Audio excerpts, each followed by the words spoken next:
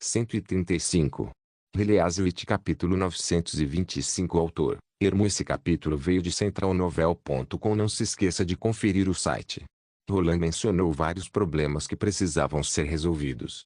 A falta de uma rede de defesa aérea era um problema tão grande quanto o de transporte. A importância de alcançar a supremacia aérea ficou gravada em sua mente. Ele havia aprendido essa lição com a história das guerras em seu mundo anterior. Um exército que tinha vantagem aérea sempre era capaz de lançar um ataque de qualquer ponto a qualquer momento, e antes da invenção do radar, ninguém no solo era capaz de detectar inimigos vindos do vasto céu, muito menos derrotá-los. Com isso em mente, ele planejou melhorar as capacidades de defesa aérea de seu exército o mais rápido possível. Caso contrário, ele nunca seria capaz de construir uma posição de artilharia perto das ruínas de Taquila. Ele supôs que, após a fuga de Olga de sua perseguição, os demônios provavelmente voaram até a fronteira da região oeste várias vezes para investigar, e eles provavelmente concluíram que a maioria dos residentes da cidade de Primavera Eterna eram pessoas comuns. Foi por isso que eles pensaram que poderiam repetir o velho truque que usaram na primeira batalha da vontade divina. As equipes de investigação dos demônios de alguma forma conseguiram evitar os postos de sentinela na Cordilheira Intransponível, assim como as bruxas da punição divina que haviam se aventurado profundamente nas terras bárbaras. Se Sylvia não tivesse assumido o trabalho de reconhecimento, os guardas da fronteira não teriam sido capazes de detectar os demônios que se aproximavam até que eles chegassem perto das muralhas da cidade. A batalha na muralha da cidade destacou o que faltava na tecnologia atual e provou que o céu já havia se tornado a maior vulnerabilidade na linha de defesa da cidade de Primavera Eterna. Afinal, as pessoas desta época dificilmente podiam imaginar forças aéreas, muito menos contra-ataques para ataques aéreos. Roland vinha refletindo sobre o problema da defesa aérea desde o momento em que viu os demônios com suas bestas demoníacas voadoras, mas ele nunca esperou que eles chegassem à cidade tão cedo. Ele ainda não havia começado o desenvolvimento de armas de defesa aérea, nem mesmo terminado a construção da linha de defesa terrestre da Cordilheira Intransponível e da rede telefônica. O fato de os guardas da fronteira não terem conseguido abater nenhum demônio ou besta demoníaca durante o incidente anterior não o surpreendeu nem um pouco. Fora sua decisão usar rifles de repetição para cobrir os pontos cegos das metralhadoras e canhões por enquanto, e eles haviam se mostrado bastante eficazes em suprimir inimigos no solo.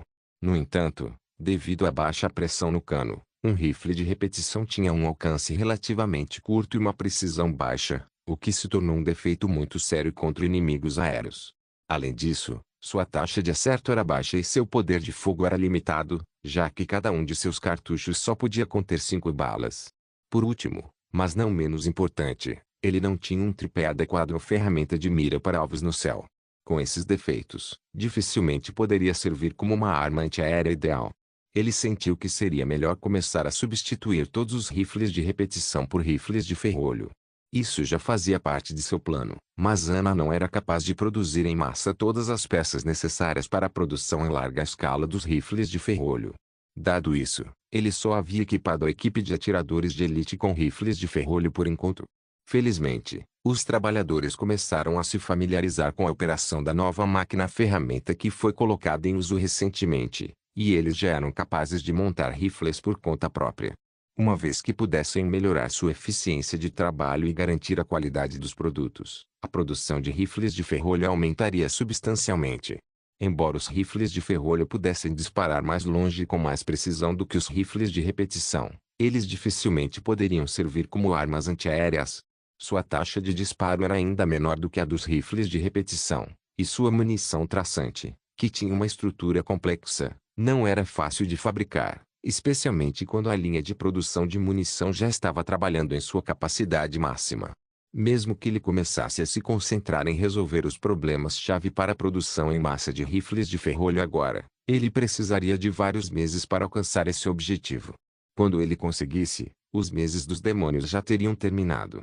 Nessas circunstâncias, ele decidiu criar novas armas antiaéreas como as principais armas de defesa aérea e usar os rifles de ferrolho para auxiliar essas novas armas em combate. Com base nas tecnologias existentes, ele não era capaz de equipar seu exército com qualquer tipo de sistema de controle de tiro de alta tecnologia, então sua única escolha era criar uma chuva de balas para deter os inimigos no céu.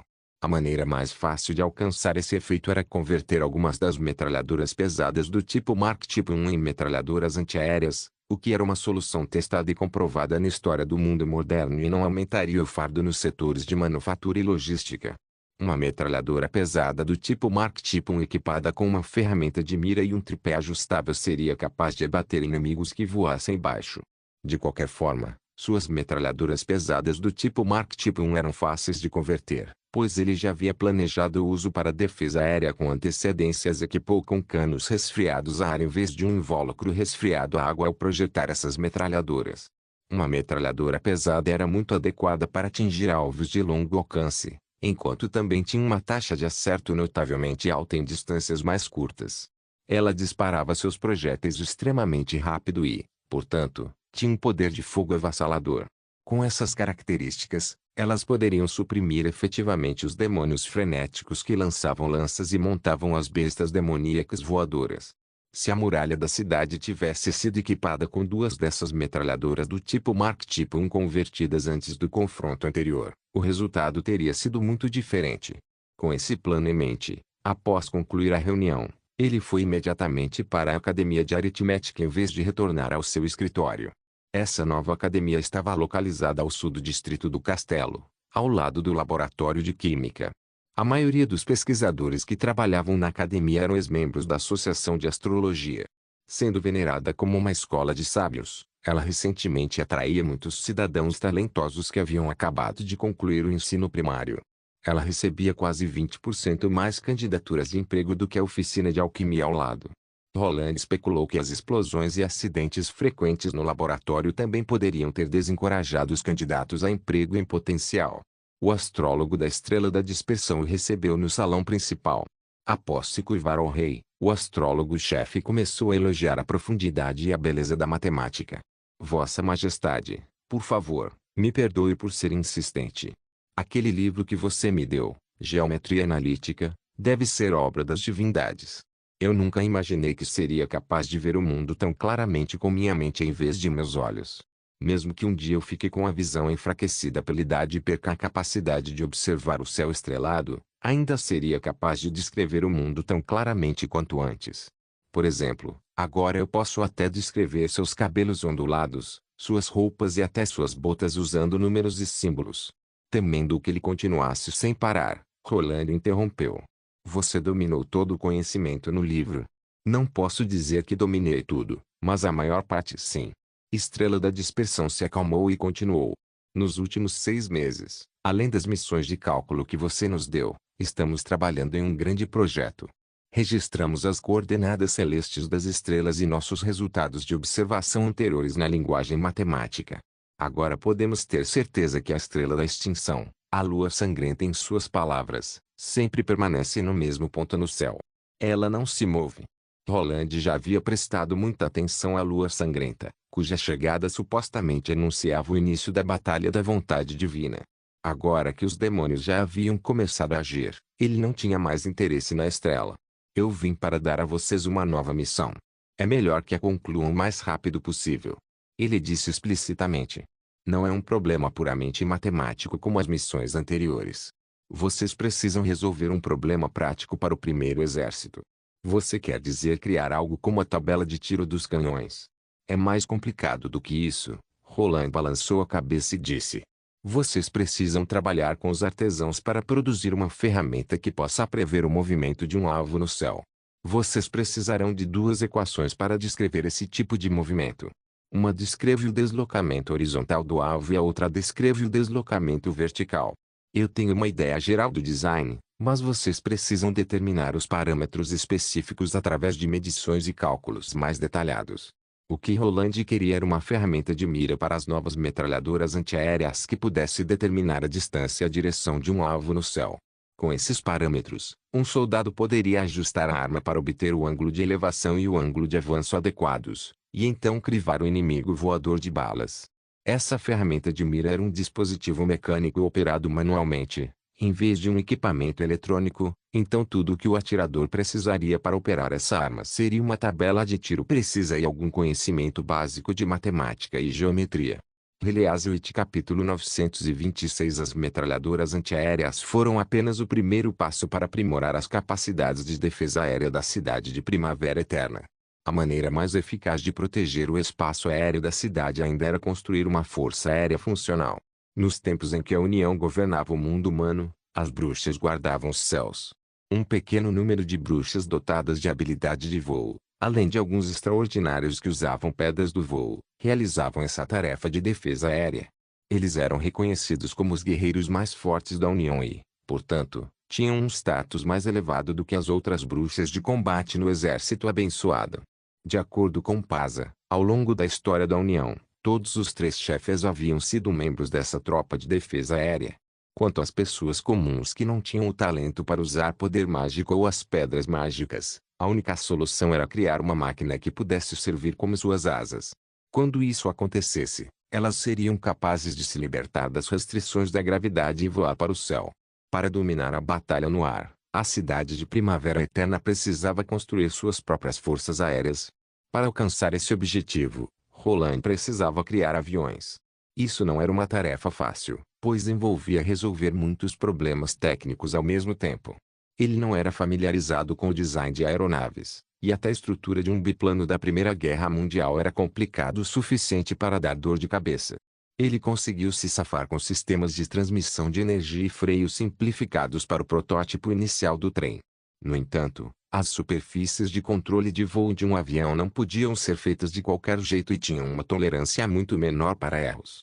Mais importante, ele nunca havia pilotado um avião e, portanto, não tinha ideia se os dispositivos mecânicos que criava funcionariam ou não. Felizmente, ele podia escolher outro tipo de aeronave, o planador. O Indy, que era capaz de sentir a direção e a força do vento com precisão, poderia atuar como sua piloto de teste. Com a ajuda de raio e magia, que poderiam garantir a segurança de Indy, ele acreditava que seria capaz de escrever um manual de voo para a operação dos planadores sem arriscar a vida de ninguém. Vossa Majestade. O astrólogo da Estrela da Dispersão falou, interrompendo os pensamentos de Roland. Eu entendo o que você quer dizer. A Academia de Aritmética fará essa ferramenta de mira para você o mais rápido possível. Ótimo. Roland acenou com satisfação. Ele ficou feliz em poder conversar com esse astrólogo, que conseguia entender suas intenções imediatamente. Ele sentiu que havia sido uma decisão muito sábia trazer toda a Associação de Astrologia para a região oeste. Como uma escola de sábios, a Associação de Astrologia também exigia habilidades práticas, assim como os alquimistas. Os astrólogos não eram apenas excelentes em matemática, mas também habilidosos com as mãos. Como nenhum ferreiro sabia como fazer um telescópio, eles geralmente projetavam e montavam as peças do telescópio por conta própria. Assim que Roland estava prestes a sair, ele percebeu que o astrólogo da Estrela da Dispersão ainda parecia ter algo a dizer. Há mais alguma coisa? Roland perguntou. Há uma coisa que não consigo entender, Vossa Majestade. O estudioso limpou a garganta tossindo várias vezes. Eu não entendo por que há a palavra intermediário na capa do livro Geometria Analítica e em todas as capas dos livros de matemática que você me deu. Roland riu. É isso que você quer perguntar? Por favor, perdoe-me por ser tão ousado, se for algo que não pode ser divulgado. Diferente de Kili-Sishi, Estrela da Dispersão havia permanecido na antiga cidade do rei desde seu nascimento. Ele havia servido vários reis e sempre se comportava da melhor maneira possível. No entanto, Roland podia perceber em seus olhos que ele estava tão curioso quanto o alquimista-chefe. Roland não pôde evitar um sorriso ao lembrar que havia usado química intermediária para atrair Kili a trabalhar para a cidade de Primavera Eterna. Para conseguir o livro, Kili havia recrutado alunos, dado palestras e até assumido o cargo de ministro da indústria química. No entanto, Roland sentiu que não precisaria repetir esse truque de cenoura e vara com Estrela da Dispersão. Ele explicou de forma simples. É porque há um livro chamado Matemática Avançada. Não é apenas sobre geometria ou aritmética. É teoria matemática avançada. Você pode imaginar os livros primários e intermediários como o tronco de uma árvore, e a matemática avançada como o topo da árvore. Mas esse livro é muito mais difícil de entender, então ele tem outro nome. Qual seria? Desistindo de matemática para leigos, Roland respondeu com as mãos erguidas em um gesto de indiferença. Obviamente, Estrela da Dispersão não entendeu a implicação de Roland. Ele olhou para o rei sem entender e então disse: Vossa Majestade. Eu nunca desistirei, mesmo que precise passar o resto da minha vida para entender a teoria. Você poderia, por favor, me mostrar? Vendo a expressão sincera no rosto do estudioso, Roland de alguma forma se sentiu um pouco envergonhado de si mesmo, já que ele regularmente cochilava em suas aulas de matemática avançada. Ele limpou a garganta e disse: Claro. Depois de terminar este projeto, você pode vir ao castelo para pegar o livro. Sim, Vossa Majestade. Estrela da Dispersão se ajoelhou e respondeu com entusiasmo. Depois disso, Roland deixou a academia de matemática e foi para o quintal da encosta norte. Além das metralhadoras antiaéreas, ele pretendia criar algumas armas especiais para as bruxas da punição divina. Depois de passar vários meses juntos, ele estava firmemente convencido do desejo ardente dos sobreviventes de Taquila de causar estragos nos demônios. A cidade de Primavera Eterna tinha que lutar contra os demônios para sobreviver, mas as bruxas de Taquila só queriam vingança. Nos corações das antigas bruxas, os demônios eram a fonte de suas dores pelas últimas centenas de anos, os inimigos que mataram suas famílias e amigos, e o pesadelo que elas ansiavam eliminar. Roland sentiu que seria um desperdício total para essas poderosas guerreiras usar apenas espadas e lanças para lutar contra os demônios. Ele também percebeu que elas eram capazes de lutar com armas que eram pesadas demais para soldados convencionais. Isso significava que ele poderia equipá-las com armas de fogo mais ferozes e transformá-las em unidades de batalha pesadas de alta mobilidade. Seu plano inicial era projetar uma metralhadora pesada portátil Mark Tipo 1 para as bruxas da punição divina, cuja caixa de munição poderia ser carregada em suas mochilas. Com essas armas, as bruxas da punição divina se tornariam fortalezas móveis. Assim que encontrassem um grupo de demônios, poderiam transformá-los imediatamente em queijo suíço. No entanto, agora ele havia mudado de ideia. Algumas metralhadoras pesadas seriam convertidas em metralhadoras antiaéreas, e uma nova variante das armas Mark Tipo 1 logo começaria a ser produzida em larga escala. No futuro próximo, a velocidade de consumo de balas seria incrivelmente rápida, mas, com base na eficiência atual da produção de balas da cidade de Primavera Eterna, ele não poderia garantir o suprimento de munição para tantas armas. Nessas circunstâncias, mesmo que ele fabricasse 300 armas para as bruxas da punição divina, elas não teriam balas suficientes para alcançar o efeito desejado de uma fortaleza ambulante. Para resolver esse problema, ele precisava criar uma arma poderosa e simples que usasse menos balas e fosse fácil de manter. Ele rapidamente esboçou o contorno da nova arma no papel. Era uma arma de canhão de metralha, uma arma operada a gás com calibre de 40 mm. A vantagem proeminente de uma arma de metralha era seu amplo alcance de destruição e os tiros de longa distância resultantes do calibre aumentado. Ela disparava automaticamente e o atirador não precisava ser muito preciso. Ela poderia ajudar os rifles giratórios e os rifles de ferrolho a suprimir os inimigos que conseguissem romper a linha de bloqueio dos canhões. Também poderia ser usada em um ataque furtivo. Em tal batalha, o atirador da arma de metralha poderia tomar a iniciativa de se aproximar do alvo. Julgando pelos métodos de combate dos demônios na segunda batalha da vontade divina, eles ainda estavam na era das armas brancas. Em um confronto direto, eles geralmente lutavam corpo a corpo em vez de lançar lanças. Diante disso, Roland estava confiante de que as bruxas da punição divina equipadas com armas de metralha automáticas seriam capazes de causar o inferno em um combate corpo a corpo. 5 dias depois, Sylvie avistou algumas bestas demoníacas novamente. O número de inimigos havia dobrado desta vez. 12 bestas demoníacas, parecendo uma nuvem escura no céu, voavam em direção à cidade de Primavera Eterna. Heliaswitch capítulo 927. Roland havia adicionado 2 linhas telefônicas curtas conectando seu escritório ao centro de comando da guarnição de cidade de Primavera Eterna e os sobreviventes de Taquila, para que ambas as estações pudessem contatá-lo instantaneamente caso necessário.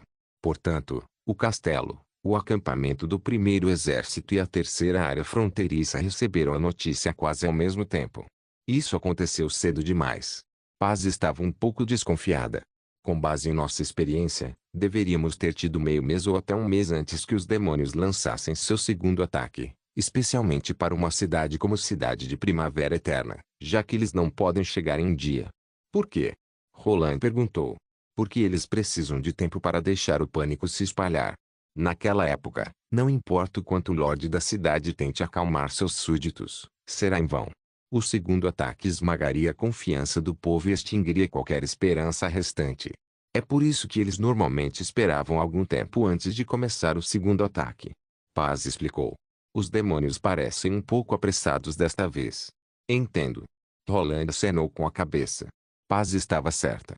Em uma cidade antiga, as pessoas estavam muito ocupadas trabalhando todos os dias apenas para se alimentar. Em uma sociedade tão desconectada, incomparável àquela de onde Roland veio, 5 dias era um tempo suficiente apenas para que as notícias se espalhassem entre os ratos e os frequentadores de algumas tavernas. De alguma forma, o antigo boato parecia um pouco mais credível para Roland agora. Afinal, a estratégia dos demônios era tão semelhante à dos humanos. Era altamente improvável que eles agissem de maneira tão humana sem humanos guiando. O que você vai fazer? Aletea interveio. O que mais posso fazer? Apenas matar todos eles. Roland disse com decisão. O tempo parecia muito limitado. Eles haviam acabado de adicionar a nova mira Mark Tipo 1 HMG recentemente, e o esquadrão de metralhadoras que montaram às pressas teve apenas um teste, com balões como alvos. Mas como muitas bruxas, incluindo Rouxinol, Raio e Magie, haviam retornado, eles agora poderiam tomar a iniciativa de atacar. Roland olhou para Rouxinol e as outras bruxas. Apenas sigam o plano. Lembre-se que a coisa mais importante é segurança. Raio entende perfeitamente. A garotinha levantou a mão. Magia também. Não se preocupe. Vou cuidar dessas duas pequenas, Rouxinol disse, sorrindo. Quem é a pequena? Raio protestou, erguendo o queixo. Claro que é você, Por quê? Eu sou maior que as duas juntas depois de me transformar. Magia abriu as asas. Não é isso que eu quis dizer. As duas nem terminaram de discutir antes que Rouxinol as pegasse, uma garota em cada braço, e saísse da sala de reuniões. Vou deixar a tarefa de defesa da muralha da cidade para as bruxas da Ilha Adormecida, Roland disse para Tilly. Tilly respondeu sem hesitar, elas farão o seu melhor. Bom. Então ficarei ao lado do telefone esperando por boas notícias, Roland disse e então comandou palavra por palavra, movam-se. Agora. Paza não falou até que Roland estivesse sozinho na sala. Sua voz soou séria. Você está falando sério sobre isso? Os demônios mudariam de ideia assim que vissem tantas bruxas, e não veriam Cidade de Primavera Eterna como uma cidade governada por pessoas comuns, mas por bruxas. Eles teriam táticas completamente diferentes reservadas para nós. Eu sei. Você já me alertou sobre isso. Roland exalou suavemente. A bruxa anciã havia lhe contado sobre sua preocupação quando fizeram o plano de defesa. Em sua opinião, se os demônios pensassem que Cidade de Primavera Eterna era uma cidade sagrada sob o domínio da União, eles certamente fortaleceriam suas defesas e atacariam com agressividade crescente nas batalhas futuras. Em outras palavras, eles começariam a ver Cidade de Primavera Eterna como um oponente à altura. Os demônios só levavam as bruxas a sério e desconsideravam completamente as pessoas comuns. Eu pensei que os humanos prefeririam evitar uma guerra como esta. Eles virão mais cedo ou mais tarde, certo? Roland se levantou e caminhou até a janela francesa, olhando na direção da fronteira. Já que esse é o caso, é melhor lutar uma batalha para a qual estamos preparados em vez de entrar cegamente em guerra. O primeiro exército é composto por homens que antes eram caçadores, mineradores e agricultores comuns, e o exército não era excepcionalmente poderoso no início. Agora que eles têm que enfrentar um inimigo que não se parece em nada com os que enfrentaram antes, cada chance de confronto os ajudará a ganhar experiência e os preparará para a batalha da vontade divina. Os chamados soldados de elite são simplesmente aqueles que sobreviveram várias vezes à beira da vida e da morte. Devo dizer que a sua determinação me comoveu. Aletea agitou seus tentáculos. Você é melhor do que a maioria das pessoas comuns apenas por isso. Roland balançou a cabeça e disse. As pessoas comuns não ganharam o rótulo de pessoas comuns porque são incompetentes, mas simplesmente por causa de sua grande população. Portanto, sua força é frequentemente e facilmente ignorada. Há histórias do mundo dos sonhos que contam contos onde entidades poderosas, sejam deuses antigos ou dragões colossais, subestimaram o poder dos humanos e acabaram sendo abatidos por meras 40 pessoas comuns. Eu nunca ouvi tal lenda. Mas elas não são totalmente falsas. Ouso dizer que, à medida que a tecnologia avança, Precisaremos de apenas 25 pessoas comuns para fazer o mesmo trabalho. Roland deu de ombros. Então ele se virou e disse seriamente: além disso, podemos enganar os demônios fazendo-os acreditar que Cidade de Primavera Eterna é uma cidade governada pela União. Eles concluirão que os ataques bizarros que estão prestes a sofrer são das habilidades das bruxas e ignorarão o ponto mais importante. Cidade de Primavera Eterna não é uma cidade governada por um lorde comum nem sob o domínio da União. É uma cidade industrializada que conseguiu fundir a essência de ambos. Pelota arregalou os olhos e olhou fixamente para o campo ao norte, sem piscar, para não perder nenhum sinal dos inimigos. Ele havia ouvido falar da existência dos demônios de Sua Majestade um ano atrás, mas a primeira vez que viu como eles eram foi durante o incidente 5 dias atrás. Quando testemunhou a cena das lanças de ossos dos inimigos perfurando o peito de seus companheiros, Pelota sentiu o medo que não sentia há muito tempo inundá-lo novamente. Nenhum ser humano poderia atacar assim. Nem mesmo as bestas demoníacas poderiam ameaçar a muralha da cidade com aquela enorme distância entre elas e a muralha. Pela primeira vez desde que se juntou ao exército, ele encontrou um inimigo cujo alcance de ataque era comparável ao dos mosquetes. No entanto, ele não conseguiu revidar devido ao ângulo limitado de sua arma, o que o tornou um alvo visível para os inimigos se ele tivesse ficado na muralha. Naquele momento, Pelota quis fugir. Mas ele ficou firme. No início, foram seus reflexos treinados que o impediram de fugir, mas então, uma forte sensação de fúria e desprezo o inundou. Ele estava furioso com as mortes anteriores de seus companheiros e sua impotência. Ele costumava ser um covarde conhecido por sua natureza medrosa entre as pessoas da antiga vila fronteiriça. As pessoas riam dele onde quer que fosse, e por um tempo, ele quase acreditou que era um verdadeiro covarde. Mas tudo mudou no dia em que Vanero enganou para se juntar à então nova milícia com 2 ovos. No primeiro confronto com as bestas demoníacas na muralha, ele ficou tão assustado que molhou as calças, mas desde que voltou da muralha naquele dia, ninguém mais riu dele. Agora, Vanero já havia sido promovido a chefe do batalhão de artilharia, enquanto ele havia sido apenas transferido do esquadrão de mosquetes para o esquadrão de metralhadoras e se tornado capitão do esquadrão. Pelota não tinha ressentimento nem inveja, pois sabia que Vanero era muito mais capaz do que ele. Vanero até tinha coragem de falar na frente de Sua Majestade, e isso era algo que ele nunca ousaria fazer. Mas isso não significava que ele não queria ser uma pessoa melhor. Desde que decidiu servir a Sua Majestade, ele testemunhou coisas muito além de sua imaginação. Ele viajou em um navio de concreto que podia subir o rio sem velas, e atacou a capital dos nobres. Ele também ajudou a derrotar a arrogante igreja de Hermes e reivindicou o deserto do sul em Castelo Cinza para seu rei. Ele já viu tantas coisas. Então, por que deveria ter medo dos demônios? De repente, o observador gritou: atenção! Alvos suspeitos avistados às 10 horas. No mesmo instante, Pelota também percebeu alguns pontos pretos indistintos no horizonte. Ele puxou o ferrolho do Mark Tipo 1 e levantou o cano em direção ao céu. Ninguém sabia que ele ainda tinha vergonha do que havia acontecido 5 dias atrás.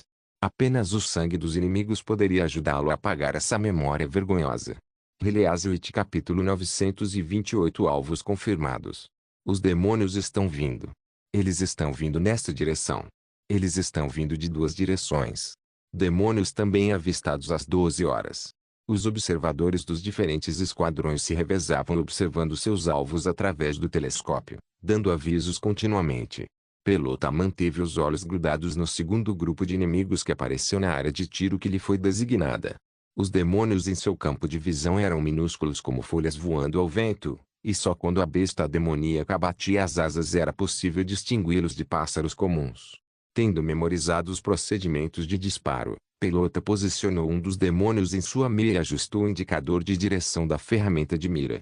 A nova ferramenta de mira no topo da arma parecia muito estranha. Ela continha 2 anéis concêntricos, um equipado com um modelo de besta demoníaca que podia girar, o outro consistia em vários pequenos orifícios paralelos que podiam girar junto com o modelo. Pelota não sabia nada sobre os princípios por trás dessa ferramenta de mira, mas sabia que, como Sua Majestade havia projetado, ela seria tão incrível quanto qualquer uma das outras coisas engenhosas que o rei havia criado. Ele passou a noite inteira memorizando cada passo que precisava seguir antes de disparar a arma. O primeiro passo, ele lembrava, era mover o indicador de direção, o modelo da besta demoníaca, para onde ele ficasse paralelo ao alvo. Em pouco tempo, o inimigo no ar estava alinhado com o pequeno orifício no anel de mira. Logo depois, ele olhou para o modelo e gritou para seu parceiro ao lado, 1/4. Isso significava que a área do alvo em relação ao modelo era de 4/1, indicando que o demônio estava no alcance de tiro da marca tipo 1 HMG. O Lorde Astrólogo da Estrela da Dispersão, que auxiliou no treinamento dos esquadrões, havia martelado neles que qualquer distância julgada a olho nu estaria sujeita a imprecisões, só poderia servir como uma estimativa aproximada da distância do inimigo. Para garantir a máxima eficácia da marca tipo 1, seria mais seguro arredondar a distância para cima. Isso parecia fácil o suficiente para Pelota entender. Um disparo prematuro da marca tipo 1 garantiria acertar o alvo, enquanto disparar tarde demais poderia apenas desperdiçar balas. Depois de fazer o chamado, Pelota só precisava esperar que seu parceiro encontrasse o número correspondente na tabela de tiro antes de puxar o gatilho. Levou apenas alguns segundos para concluir esse procedimento, mas o processo parecia incrivelmente longo para ele. Enquanto isso acontecia, tudo ao redor de Pelota parecia desacelerar, e os gritos de seus companheiros ao fundo começaram a desaparecer. Por um momento, ele até ouviu claramente seus próprios batimentos cardíacos acelerados e sua respiração pesada. Ele podia sentir uma leve umidade em suas palmas. Sabia que o Pelota covarde ainda estava dentro dele em algum lugar. Mas isso só o ajudou a se preparar para o que estava por vir. Enquanto os demônios voavam em direção à muralha, eles gradualmente subiam, seguindo o mesmo padrão que executaram 5 dias atrás. Agora que estavam a pelo menos 800 ou 900 metros de distância, eles estenderam totalmente as asas, de modo que seus corpos estivessem o mais esticados possível. Isso os tornava alvos tão finos que até atiradores experientes da equipe de franco-atiradores teriam dificuldade em garantir um tiro limpo. Mas nós somos diferentes, pensou Pelota. O estudioso lhe contara muitos princípios, a maioria dos quais estava além da compreensão de Pelota. Mas ele lembrava muito claramente de um ponto. Quando os inimigos estiverem perto o suficiente para lançar lanças, você está livre para mirar e atirar. Mas antes que entrem nesse alcance, você não precisa se preocupar em acertar os inimigos, mas sim enviar o máximo de balas possível em seu caminho e esperar que eles voem para dentro das balas. Use o 5º orifício. Nesse momento, seu companheiro de esquadrão atrás dele gritou. Pelota respirou fundo e ergueu o cano, posicionando o demônio frenético que ele estava mirando no 5º orifício e puxou o gatilho com toda a força. De repente, uma labareda de fogo saiu do cano. O som dos tiros era ensurdecedor e parecia ter retomado o fluxo do tempo, que antes parecia desacelerado. Quase simultaneamente, os outros esquadrões também começaram a abrir fogo. A área no topo da muralha esquentou instantaneamente. Isso tudo parecia bastante bizarro para Pelota. O cano da Mark Tipo 1 não estava apontado para os demônios, mas para um espaço vazio à frente deles. Ninguém sabia se acertariam o alvo. Tudo o que podiam fazer era manter os dedos firmes no gatilho e torcer pelo melhor enquanto a caixa de munição era esvaziada bala por bala. Felizmente, isso não durou muito. Após 3 segundos mais ou menos, uma flor vermelha desabrochou entre o grupo de demônios às 12 horas. Junto com a explosão de vermelho, Pelota também pôde ver uma asa quebrada ao meio e partes do corpo voando para todos os lados. A besta demoníaca que havia sido atingida foi sacudida e girou no ar, como pedaços de papel sendo amassados. Foi só então que Pelota teve uma visão aproximada da aparência do demônio.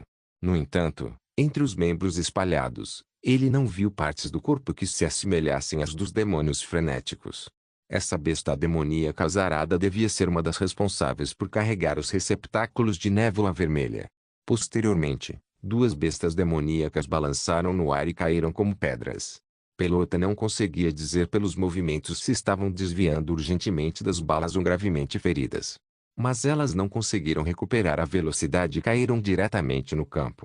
Aparentemente, a visão inspirou os soldados, que começaram a comemorar efusivamente. E mais um.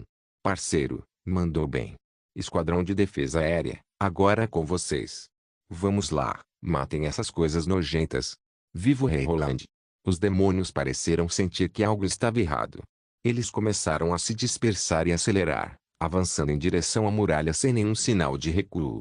3/4. Pelota agarrou a coronha da arma com força e continuou ajustando a direção do tiro. Não. 4/4. O inimigo em sua visão tinha o mesmo tamanho que o modelo, o que significava que o inimigo agora estava dentro do alcance de lançamento de lanças. Fogo à vontade. O observador gritou, todos os atiradores, fogo à vontade. Os soldados armados com rifles de repetição também se juntaram e começaram a atirar nas bestas demoníacas que se aproximavam. Todas as armas estavam disparando, estalando continuamente na muralha. 4 bestas demoníacas já haviam sido abatidas. No entanto, desde que os inimigos perceberam o ataque e começaram a desviar dos tiros, poucas balas conseguiram acertá-los. Nesse momento, Pelota notou uma besta demoníaca atravessando o céu e mergulhando em sua direção. Enquanto o monstro deformado rugia para ele do alto, ele podia ver vagamente que o demônio frenético levantou uma lança de osso e apontou para ele. Um calafrio penetrante subiu instantaneamente das solas de seus pés, percorreu seu corpo e fez suas mãos tremerem involuntariamente.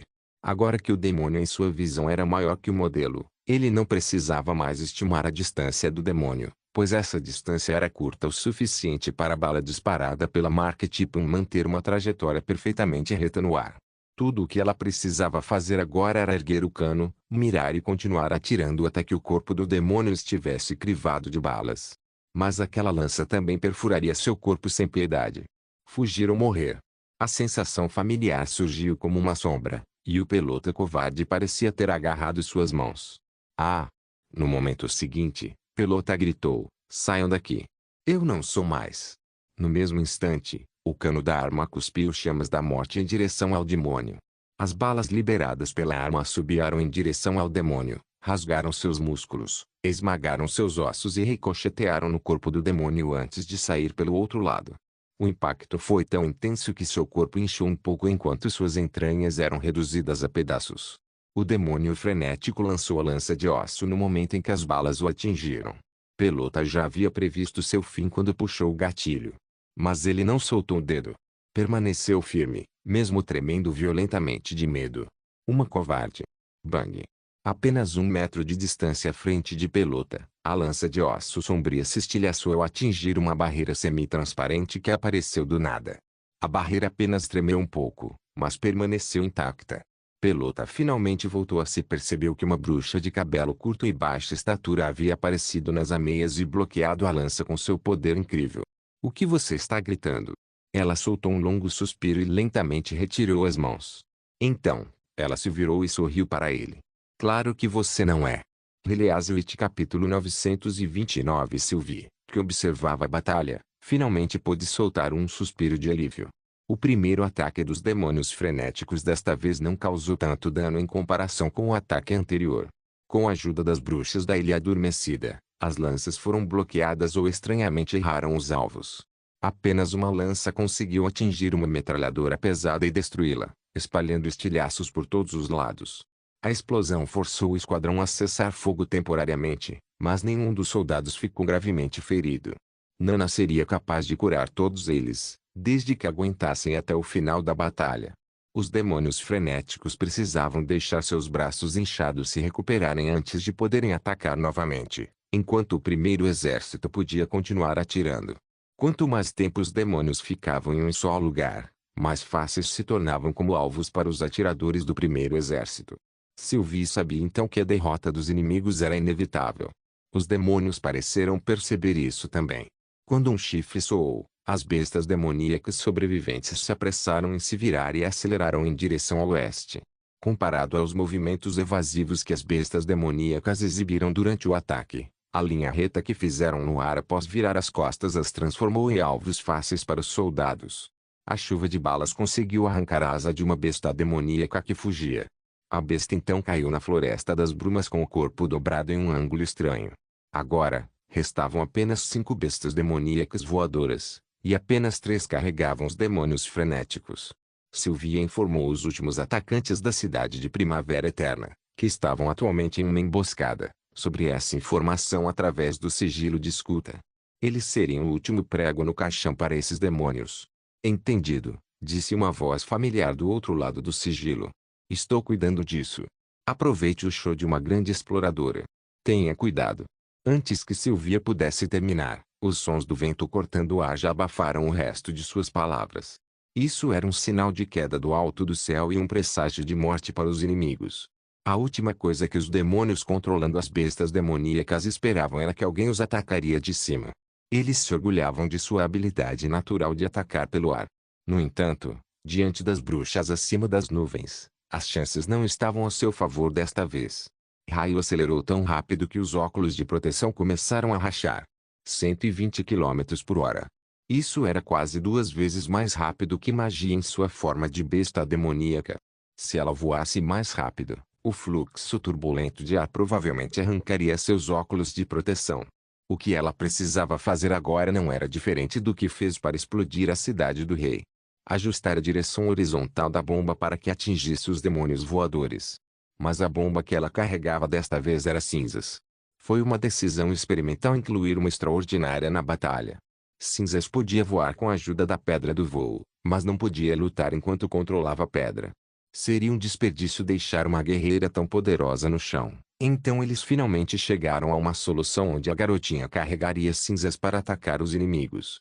Essa operação acabou sendo surpreendentemente suave.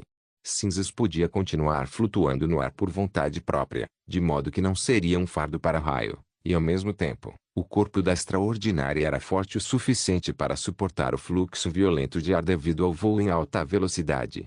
Quando atravessaram as nuvens espessas, sua visão de repente ficou clara. As 5 bestas demoníacas que Sylvie havia mencionado apareceram à frente delas. Os inimigos ainda não tinham percebido o que estava acontecendo acima deles. Raio reuniu todas as suas forças e lançou cinzas em direção a uma delas. Cinzas desembainhou sua espada longa e atacou o demônio de frente. Foi só quando o demônio ouviu o assobio da lâmina cortando o ar que ele finalmente percebeu o perigo que se aproximava rapidamente. Mas, a essa altura, já era tarde demais. O demônio inchou o braço e colocou a lança na tentativa de bloquear o golpe, mas o corte de cinzas era imparável. Sua espada cortou a lança antes de dividir o demônio ao meio. A última coisa que o demônio viu foram os olhos dourados da extraordinária. Os demônios restantes ficaram assustados e gritaram enquanto faziam suas bestas demoníacas desviarem para os lados. Todos levantaram as lanças, ignorando a besta demoníaca cujo mestre acabara de ser abatido. Naquele momento, um rugido aterrorizante os distraiu. A gigantesca besta demoníaca em que magia se transformara surgiu das nuvens espessas e mergulhou em direção aos demônios. Os inimigos não puderam evitar de focar na enorme magia em vez de cinzas. Eles sabiam que não era uma besta demoníaca real, pois podiam ver uma bruxa em suas costas. 2 lanças arremessadas pelos demônios voaram em direção à magia como um par de sombras. No segundo seguinte, a besta demoníaca desapareceu subitamente, e as lanças passaram pelo ar vazio. Os demônios então viram um pombo branco flutuando orgulhosamente onde a besta demoníaca estivera. Em um flash, Rouxinol apareceu na frente dos inimigos. Embora a peculiaridade do mundo nebuloso tivesse restringido seus movimentos no ar, de modo que ela não podia agir tão livremente quanto no chão, ela não deixaria nenhum inimigo dentro de um flash escapar. Enquanto o inimigo fosse puxado para o mundo nebuloso, Rouxinol dominaria a batalha. Sem as pedras da retaliação divina, o demônio nunca veria. As costas estreitas da besta demoníaca eram tão grandes quanto uma praça da cidade para ela. Enquanto Rouxinol abatia demônio com seu revólver, ela puxou as rédeas da besta demoníaca que agora estava sem mestre e a fez colidir com a última besta demoníaca que ainda tinha um cavaleiro. O demônio frenético no topo da última besta tentou uma luta desesperada e arremessou 2 lanças em direção a Rouxinol enquanto paralisava seu próprio braço. Como a pedra mágica brilhava em azul, ela não apenas drenou o poder mágico do demônio, mas também fez metade de seu corpo murchar. Rouxinol, no entanto, nem mesmo desviou das lanças. Ela simplesmente virou o mundo preto e branco de cabeça para baixo, de modo que o céu se tornou chão, e então ela se posicionou no abdômen da besta demoníaca que, em vez disso, levou as lanças por ela. O mundo nebuloso e turbulento também ocultou Rouxinol e sua montaria. Então, abruptamente, a besta demoníaca controlada por Rouxinol colidiu com o último par de inimigos. O mundo nebuloso absorveu o demônio instantaneamente. Este era um mundo estranho para o demônio, e o espaço distorcido e a iluminação deste mundo distraíram instantaneamente. Quando o demônio percebeu o que havia acontecido, as fronteiras finas como fios de prata inundaram sobre ele como um tsunami. Quando os inimigos reapareceram, Tanto as bestas demoníacas quanto o demônio frenético haviam sido reduzidos a pedaços, e seus restos caíram no chão abaixo. Magi se transformou novamente na besta e rapidamente pegou Rouxinol, que estava caindo, enquanto o raio voou para pegar Cinzas, que havia terminado de lidar com a outra besta demoníaca. 2-1, eu venci. Rouxinol mostrou 2 dedos para Extraordinária. Cinzas encolheu os ombros sem comentar. Depois que pousaram em segurança no chão, Raio tirou o sigilo de escuta de sua bolsa. Sylvie, você consegue encontrar as outras 2 bestas demoníacas que escaparam? Houve um momento de silêncio antes que Raio ouvisse a resposta. Sim, eu as vejo. Elas estão a cerca de 2.500 metros a nordeste de você.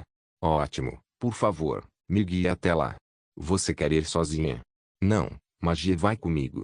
Não se preocupe, Raio disse, batendo no peito. São apenas 2 bestas sem mestre. Ninguém vai escapar. Magia voltou a ser um pombo, voou para o topo da garotinha e disse com a cabeça de pássaro ereta. Tenham cuidado com as latas de névoa vermelha. Lembre-se de não entrar em contato com a névoa. Rouxinol avisou.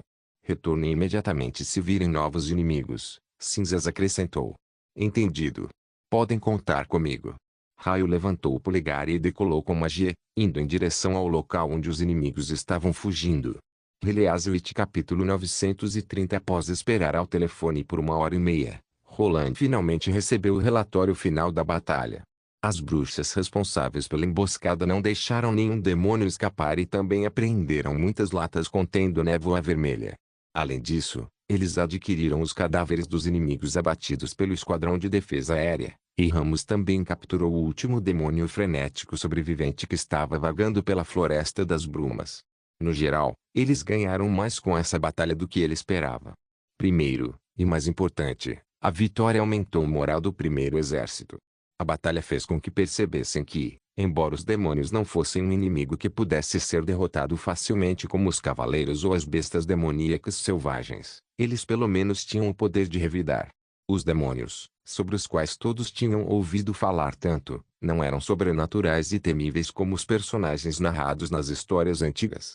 Em termos de defesa, os demônios, que eram de carne e osso como seres humanos, não eram melhores do que o exército da punição divina diante das poderosas armas de fogo de Sua Majestade.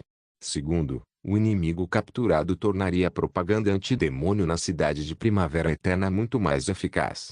Roland acreditava que, uma vez que os migrantes vissem como os demônios eram, eles não discriminariam mais as bruxas. Era impossível que os demônios, um tipo de monstro que não compartilhava nenhuma semelhança com a humanidade, lavassem o cérebro das bruxas e as tornassem suas servas. Por último, os cadáveres dos demônios também seriam bastante úteis para fins de pesquisa. Como o sangue mágico não poderia ser armazenado separadamente e perderia seu poder rapidamente após a morte do hospedeiro, Roland não contava em aplicar o sangue do inimigo em novos sigilos. Mas Celine se ofereceu para assumir o trabalho de fazer sigilos na ausência de Agatha. Celine disse a ele que Agatha era de fato uma das mais destacadas em toda a sociedade expedicionária, mas o conhecimento sobre a criação de sigilos era essencial para todos os membros formais da sociedade. Ela também enfatizou que, além da qualidade das pedras mágicas e do sangue demoníaco, o método apropriado de gravar os receptáculos na pedra também era crucial para fazer um bom sigilo, embora fosse um fator menos importante. Alguém poderia usar diretamente um graveto para desenhar uma linha reta se o tempo fosse limitado, mas gravar padrões intrincados na pedra seria capaz de liberar todo o seu poder. Ela disse com orgulho que nenhuma mão poderia ser mais requintada e precisa do que seus tentáculos. Em termos de tato, controle de força e, sem mencionar a vantagem numérica, a mão humana não era páreo para seus tentáculos. Enquanto Celine continuava se gabando de seus tentáculos, ideias estranhas continuavam surgindo na mente de Roland, e ele demorou um bom tempo para voltar à realidade. Felizmente, Celine não podia ler seus pensamentos quando suas mentes estavam se comunicando. Caso contrário, não haveria como ele se explicar. Mas, é claro, também havia más notícias. Acontece que a eficácia antiaérea da metralhadora Mark tipo 1 HMG foi em grande parte insatisfatória. Ao olhar o resumo da batalha, Roland descobriu que a chuva de balas disparadas quando os inimigos estavam mais perto da muralha foi a mais letal.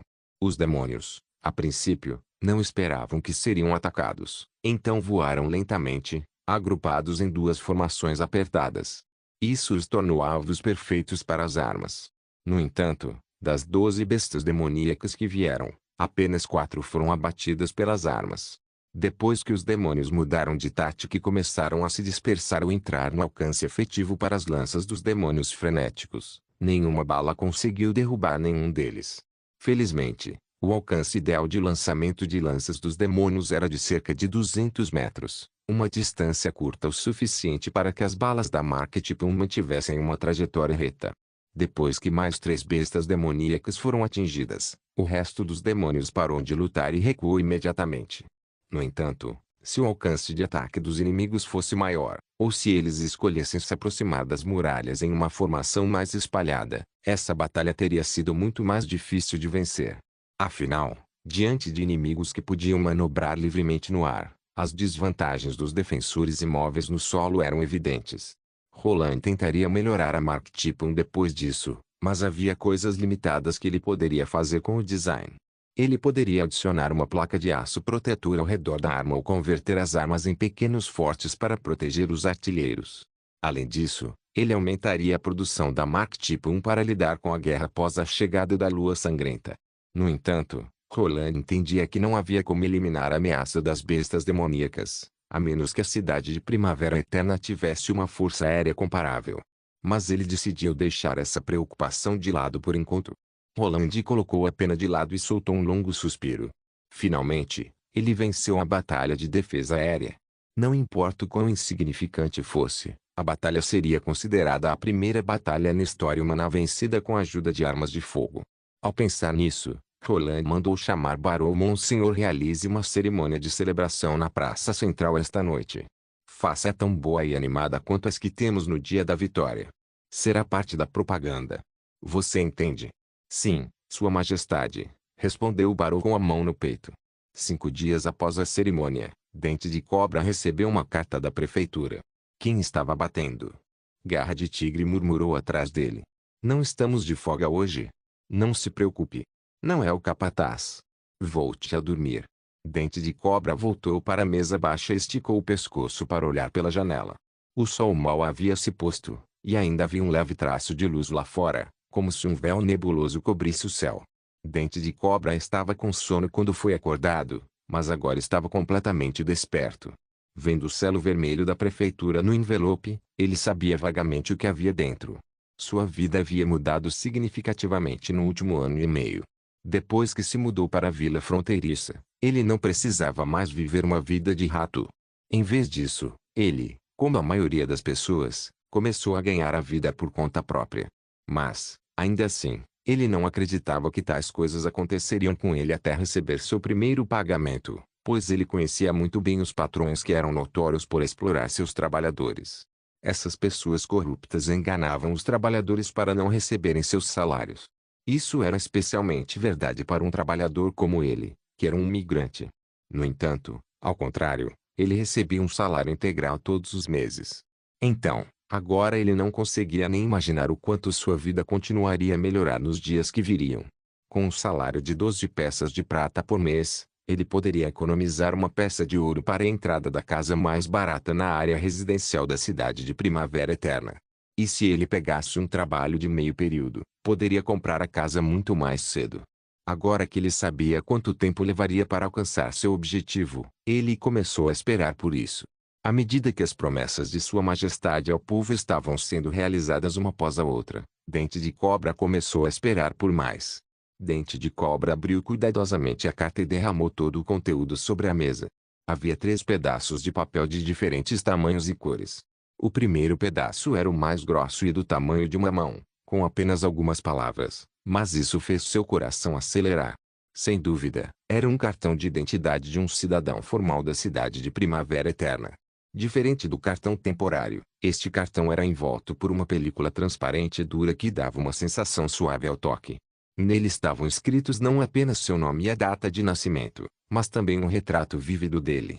Finalmente, ele havia se tornado um membro desta cidade e um súdito reconhecido pelo rei. Dente de Cobra tentou se recompor antes de olhar para o segundo pedaço de papel. Era um aviso escrito. Havia muitos parágrafos que ele não conseguia entender completamente, já que só podia dedicar um tempo limitado às aulas noturnas desde que chegou à cidade de Primavera Eterna, mas ele conseguiu captar a ideia geral do conteúdo. Como ele esperava, sua inscrição para participar da construção da ferrovia na Floresta das Brumas foi aprovada pela prefeitura. Obrigado por assistir. Até a próxima. Solen Irmãos. Solen Irmãos.